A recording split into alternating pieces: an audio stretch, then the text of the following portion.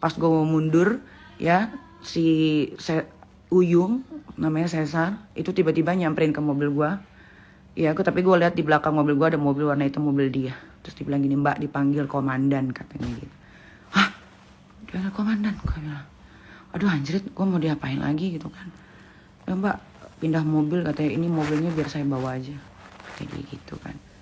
Ya udah, gue kasih kunci mobil gue masuklah ke mobil hitam itu. Nah, ke mobil hitam itu masuk. Awalnya kakaknya si Irma sama suaminya si Adnan ini nanya mau kemana ini, kemana ini, kemana ini. Akhirnya ngomong ke hotel lah yang di SCBD. Dulu kalau nggak salah itu hotel pernah jadi tempat hotel karantina gue waktu COVID. Nah, sepanjang perjalanan ngamuk dia. Tiba-tiba gue jadi gini posisinya di mobil. Ini gue di tengah si Adnan, di sebelah kanan itu si Rizky. Tiba-tiba gue dijambak lagi, dapat aja di kepala gue. Gue langsung langsung digituin, ditarik ke badannya dia. Jadi kan yang karena di tengah ada si Adnan, kepala gue diambil, rambut gue ditarik, sampai ke dia tuh, sampai ke dia terus diduak gitu kan. Habis itu didorong tapi tangannya masih ngejambak, masih iniin rambut gue, kepala gue. Langsung gue dijedotin ke pintu mobil. Dang. Wah. Itu penyiksaan lagi sampai masuk, sampai di hotel, di lobinya tuh gue masih disiksa. Ya. Gue masih disiksa. Si Adnan itu cuman ngelakuin megang tangannya si Rizky untuk ngelepasin genggaman dari kepala gue. Itu aja itu aja deh yang dia lakukan. Gue juga nggak ngerti kenapa cuman begitu doang tuh, gue nggak paham gitu. Apakah mereka ini dibiayai hidupnya sama Alila BSJ? Betul. Kalau nggak percaya cek CCTV sana. Februari tanggal 8 berarti tanggal 9 atau nggak tanggal 8-nya itu. Cek kalau nggak percaya. Gue nggak tahu deh kenapa tuh si Adnan juga laki-laki yang dituakan. Padahal umurnya 40 lebih loh, lebih tua si Adnan daripada si Rizky. Tapi si Adnan tuh tunduk banget sama si Rizky. Apa mungkin si Rizky deket sama Bapak Prabowo, gue nggak ngerti. Ya pokoknya begitu kejadiannya. Pas dilepas genggamannya itu kan, gue ngunci rambut dong. Wah, rambut gue rontok banyak banget. Itu gue di dalam mobil, gue menggigil, tau gak? Gue kayak ada di kutub utara, tremor. Gue kayak di kutub utara. Gue gak meteran gitu. Kok gue diginiin? Salah gue apa? Masa gara-gara gue putusin dia gue dibeginiin gitu kan. Udah, ya kan? Udah selesai. Dia dibawa lah tuh sama Adnan, sama Ica. Tunggu. Bukan. Adnan sama Bom. Kalau gue manggilnya Bom. Tapi namanya kalau orang-orang yang di sekitaran Pak Prabowo manggil dia Uyung. Itu adalah saudara Rizky yang sama Rizky dipekerjakan sebagai nyetirin dia dan megang semua kebusukannya. Nah, kalau mau tahu aibnya Rizky sama Uyung. Karena dia yang ngatur-ngatur, yang nganter-nganter nanti dia ketemu siapa, cewek yang mana. Dia. Ke dia deh. Gitu. Udah, gue pikir gue di dalam mobil, gue ngomong sama Irma, gue bilang gue mau pulang. Gue bilang gue mau pulang. Itu aja yang gue omongin, gue mau pulang. Tiba-tiba entah kenapa gue disuruh naik ke kamar hotel. Di pikiran gue cuman gue gak mau lagi ketemu sama ini manusia semua. Gue gak mau ketemu sama semua ini manusia. Sudah cukup.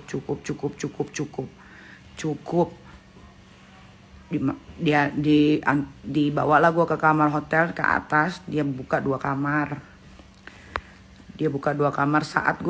Saat gue digebuk itu, kan gue megang handphone ya. Orang pertama yang gue kasih tahu itu adalah Dimas dan para sahabat-sahabat gue yang ada di WhatsApp grup gue. Tuh mereka, gue bilang gue dipukulin. Mereka sampai gak ada yang tidur, teman-teman gue itu. Udah kan, habis itu gue dibawa ke kamar. Dia buka dua kamar hotel, gue di sebelahnya, dia dibawa ke sebelahnya. Udah. Terus gue masih pegang videonya semua. Si Adnan kirim video ke Irma kirim video ke gue. Dilihat si Rizky kayaknya udah tidur karena mabuk berat kan, tidur dia. Terus gue cuma bilang, boleh nggak gue pamitan, abis itu gue nggak mau ketemu lagi sama ade lu. Gue cuma mau ngucapin, karena dia udah tidur kan, jadi gue agak beranian gitu. Gue cuma mau ngucapin sama tinggal aja, gue bilang gitu. Terus si Adnan sama si Irma bilang, oke, nggak apa-apa, dia bilang. Karena gue ke kamar dia, betul dia udah tepar di kasur. Dia udah tepar di kasur. Ya, abis itu gue peluk dia pas gue bilang, istirahat ya. Gue jadi sedih. Gue bilang istirahat, gue bilang gitu. Adalah omongan yang gue gak bisa omongin. Terus pas gue mau beranjak dari kasur, tangannya dia tiba-tiba begini. Akhirnya gue dipiting. Mungkin dia tahu, mungkin dia dengar omongan gue. Udah, gue mau keluar, gue mau pindah tempat, mau berdiri tuh nggak bisa, karena gue dipeluk, dipiting gitu. Itu ngerti nggak maksud gue? Dia tidur, kan gue ngomong di kupingnya. Terus pas gue udah mau begini, tangan dia gini, sat. Ada tuh di video semua, ada semua, ada videonya masih ada. Terus gue gini-gini, kenceng banget ya. Terus gue nggak tahu dia ngigo atau gue nggak tahu dia acting atau gue nggak tahu dia apa. Dia bilang gini, mana pacar gue, mana pacar gue nih kita, mana pacar gue nih kita, mana pacar gue nih kita, gitu-gitu. Ya udah, karena gue dipeti gini, karena itu udah gue lihat jam udah 2:30 pagi, karena gue juga kelelahan, abis diunyeng-unyeng, abis dijedotin palanya. Ya udah, akhirnya gue ketiduran. Gue bangun 3:30. Gue bangun 3:30 pagi, gue mau kencing. Gue telepon temen gue bilang ini gimana, gue mau pulang, gue bilang gitu kan. Tapi gue nggak tahu kunci mobil di mana. Apa gue tinggalin aja mobil gue di sini ya. Temen gue sampai bilang gue jemput aja Nick gitu kan.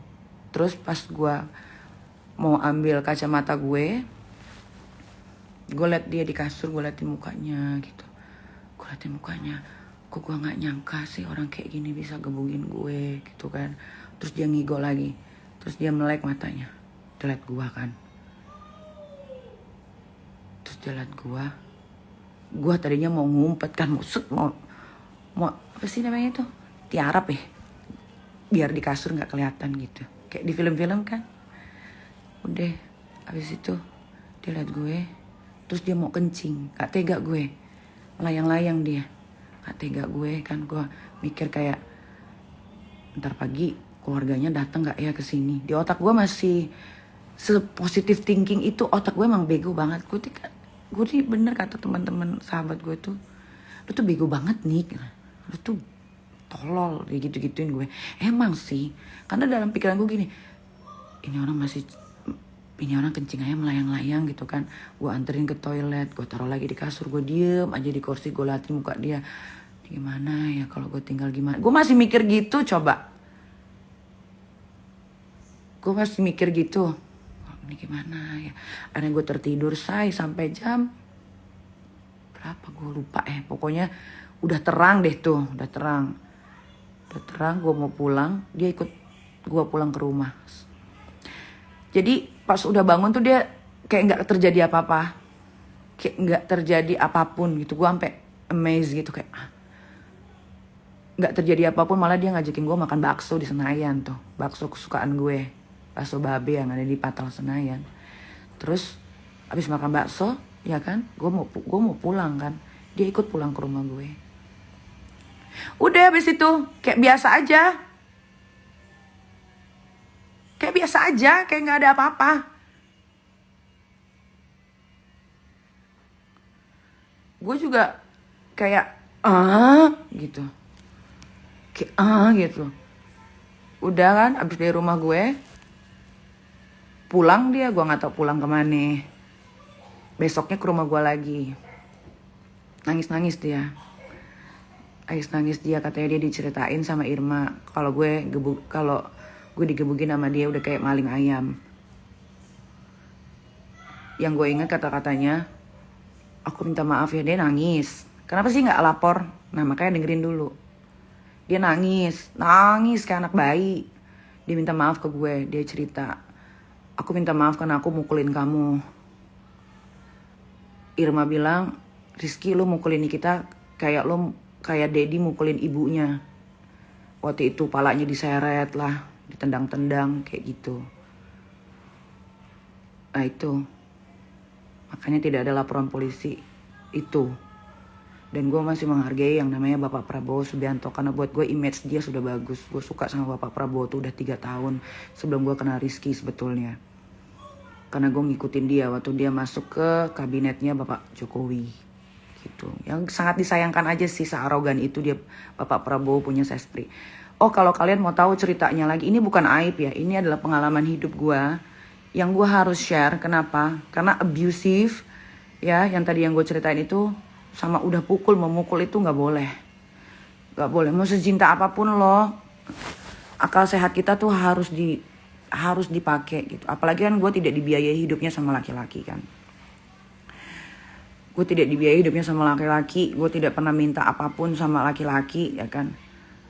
Mending kalau dijambak lagi begituan mah endul. Ini dijambak lagi dalam keadaan sadar, shy. Gue cuma ini sekali lagi, kalau gue mau buka aib, bukan aib yang ini yang akan gue buka. Gue akan menceritakan apa yang negara ini tidak diketahui, tapi gue tidak akan melakukan itu. Ya, gue menceritakan apa pengalaman hidup gue selama 6 bulan sama tuh orang, yang sampai detik terakhir nih ya. Kalau nggak percaya silahkan dicek CCTV di Fairmont untuk Bapak Prabowo, biar Bapak Prabowo dan jajarannya atau Mas Didit kayak siapapun biar tahu searogan apa sespri kesayangannya yang dia selalu bilang bahwa dia adalah anaknya Bapak Prabowo, padahal Pak Prabowo anaknya Mas Didit namanya, bukan dia. Makanya dia dipanggil Pangeran Hambalang. Dia tuh berangan-angan mau jadi anak kandungnya Bapak Prabowo, ya kan? Kalau nggak percaya silahkan cek CCTV Fairmont. Bagaimana searogan apa dia sampai dia nodongin senjata ke kepala orang ya, dan itu ada saksinya. Silahkan cek CCTV. Terus bagaimana dia mukulin orang di lobi Fairmont, cek CCTV. Biar gue nggak dibilang fitness. Afnan kenapa ya takut? Ya takut lah, siapa yang nggak takut? Orang dia selalu bilang bawa-bawa nama Bapak Prabowo, kan takut lah, apalagi orang biasa. Kalau gue kan bukan orang biasa, gue kan ini apa namanya, titisannya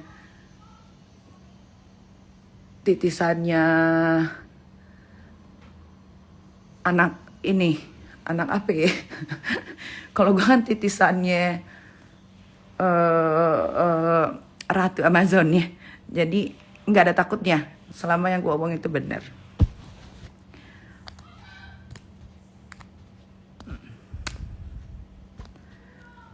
Kalau gue bohong, ya proses aja. Gue akan amat sangat senang. Karena gue akan bicara lagi secara gamblang. Kan gue masih ada WhatsApp-nya.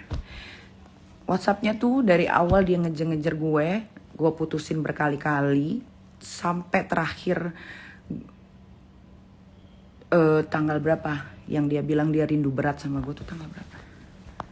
Nih ada semua. Ada semua, say. Dia bilang dia rindu berat sama gue. Dia cuma mau peluk gue doang. Tuh tanggal berapa? Gara-gara gue, kalau kalian ingat ya, gue ada pergi sama Zack, Patricia Gaun, sama temennya satu lagi di restoran Korea. Yang gue ada buka tirai, terus gue hi gitu. Padahal gue nggak hi sama siapa-siapa, itu cuma buat lucu-lucuan gue aja. Terus dia nge-DM, terus dia nge-react DM-nya si Zack. Dikasih gambar icon muntah-muntah karena gue hi ke cowok. Padahal di tirai itu gue gak hi sama siapa. Gue cuma buka tirai, gue cuma hi bercandaan gitu doang. Terus dia bilang jijik bro sama videonya. Ternyata tanggal 10 April dia ada ngajakin perempuan ketemuan di apartemen. Tanggal 14 April. Gue bacain dikit aja kali ya. Sejujurnya 2 hari terakhir ini aku bener-bener rindu kamu banget. Perih rasanya sampai gak bisa tidur. Pada saat itu aku hanya ingin kamu peluk. Tuh dia bilang. Tapi tanggal 10 April dia ada DM perempuan, Bo. Tuh. Tanggal 10 April dia ada DM perempuan. Kamu apa kabar? Di mana? Lagi di mana? Tah. ngajakin tuh perempuan ketemu di apartemennya, tempat nggak tahu tempat eksekusi ya, gimana gue nggak ngerti. Mohon maaf ya kalau dibilang gue yang diputusin, mohon maaf ya kalau dibilang gue cinta sendiri, dia yang cinta sama I. Ya, siapa yang nggak mau sama gue, independen, punya penghasilan sendiri, nggak merengek-rengek sama laki-laki, apa-apa gue bisa beli sendiri, gue punya tabungan, biar dikata gue pengangguran, penghasilan gue ya bolehlah diadu lah ya, sama sespri atau sespri presiden kayak sespri siapa kayak ya boleh diadu lah ya. Tah begitu ya.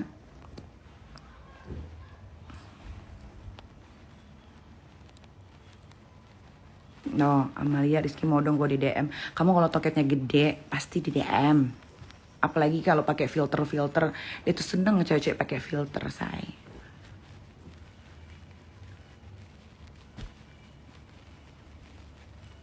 Nah, sekarang gue udah happy. Kenapa? Karena otak gue sudah mulai terbuka. Kemarin tuh dari tanggal 9, 10, 11, 12, 13, 14, 15, 16, 17. Itu otak gue muter-muter, say.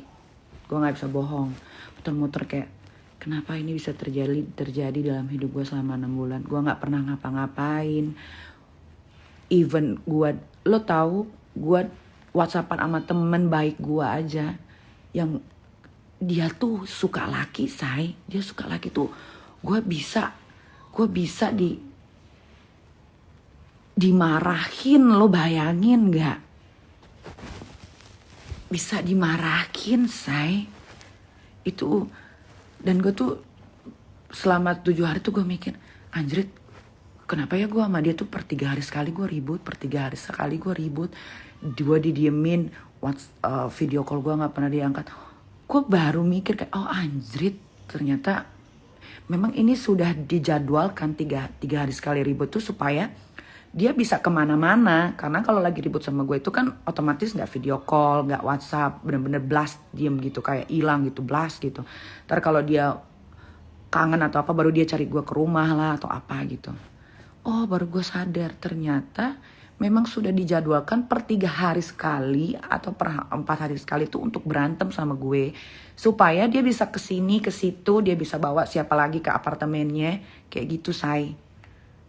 Kalau si Elsie itu memang udah lama.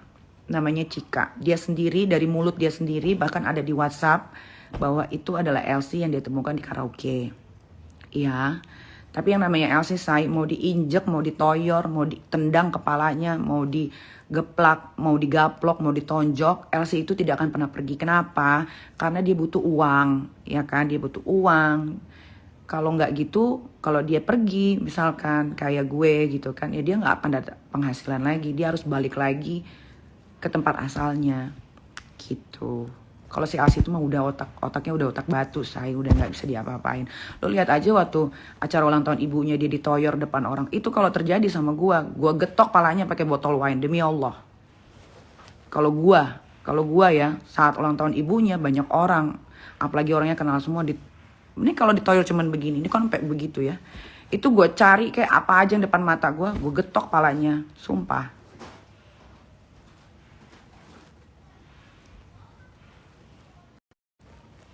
Gitu ya. Terima kasih ya sudah mendengarkan curhatan aku. Ya, tidak ada perkataan yang aku kurang-kurangi, tidak ada, malah kebanyakan yang aku kurang-kurangi kayaknya. Tidak ada perkataan yang aku tambah-tambahin. Ya, tidak ada perkataan yang aku karang-karang. Kalau aku kurang-kurangin banyak sekali karena aku masih menahan-nahan. Ya, kenapa sih Kak kok baru ngomong sekarang? Gue gak suka karena gue diintilin. Gue gak suka. Gue gak suka sampai detik ini gue masih diintai. Gue gak mau. Sudah. Ya lu udah bohongin gue, Rizky Irmansyah, banyak banget. Lu bukan cuma bohongin gue. Ya. Lu bukan cuma bohongin gue. Ya, tapi lu merusak mental health gue. Lu merusak karir gue. Lu merusak pertemanan gue. Sudah. Jangan intai-intai gue. Gak usah suruh orang Gua mau cari kesalahan Nikita Mirzani, gak akan nemu lo. Deh, gak usah ganggu gue. Udah, lu urus aja tuh para perempuan-perempuan lu tuh. Ya, jangan lupa cek penyakit kelamin, say. Sekalian gue juga mengucapkan terima kasih untuk satu keluarganya. Karena kalian pintar sekali bermain sinetron. Kenapa sih kalian kagak main sinetron aja? Kalau nggak gue ini deh, gue jadi produser deh, bikin film deh. Keluarga Rizky Remansyah judulnya gitu. Sespri Prabowo Presiden. Nah, untuk Bapak Prabowo, ya aku cuma mau kasih saran. Mau diterima syukur, nggak diterima ya sudah. Saya adalah korban ya. Banyak banget cewek-cewek yang DM saya yang pernah sama Rizky pun sampai di videoin ada. Mereka mau bersaksi semua. Saya cuma mau bilang sama Bapak Prabowo yang sekarang image-nya sudah bagus, apalagi bukan jadi Menhan sekarang. Bapak Prabowo sekarang adalah presiden. Ya, Presiden Republik Indonesia. Tolong itu sespri-nya, katanya sespri kesayangan yang arogannya luar biasa, bisa dibuktikan. Ya, tolong. Gak usah lagi dipakai, kasihan sama Bapak, nanti malu, Pak. Udah.